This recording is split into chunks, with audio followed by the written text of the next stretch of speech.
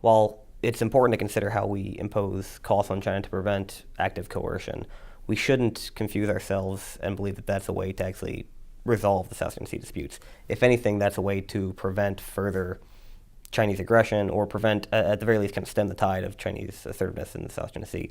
A long-term resolution, or at least a long-term mechanism to manage the disputes, requires that we convince China not just to not be coercive, but to come to the table and start looking at illegal means to resolve the disputes.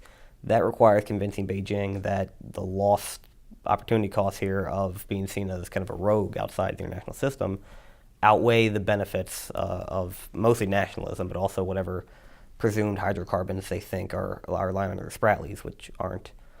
That means that, one, we have to at least convince China that it's worth accepting the status quo as it is on the islands, that they are disputed and that that is irreconcilable for the time being, but scaling back the nine-dash line into something approaching a legal claim, at least so we have a starting point for negotiations.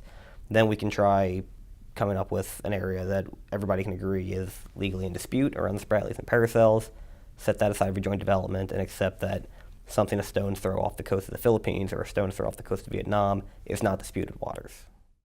While the Philippines especially is taking, obviously, a more legal tack toward its disputes, and the cynical view might be that law is what weak states fall back on when they lack all their options.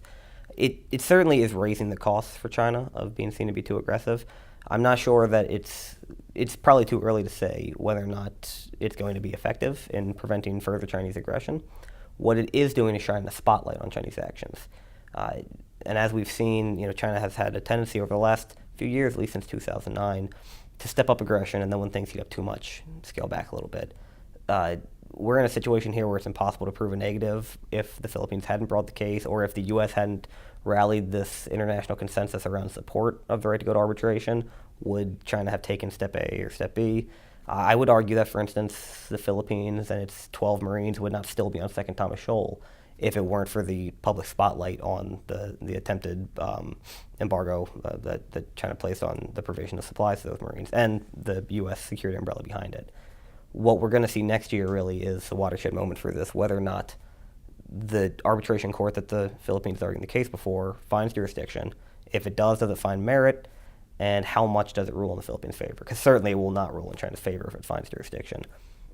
China will ignore that ruling, but presuming that the U.S. and the other claimants rally behind the Philippines and that other relevant parties, EU, Japan, South Korea, Australia, voice support, that puts a significant amount of onus on China to at least come up with some rationalization for why it's not following the rules of the court. And it makes it even more egregious if China continues aggressive moves in the immediate aftermath of the ruling.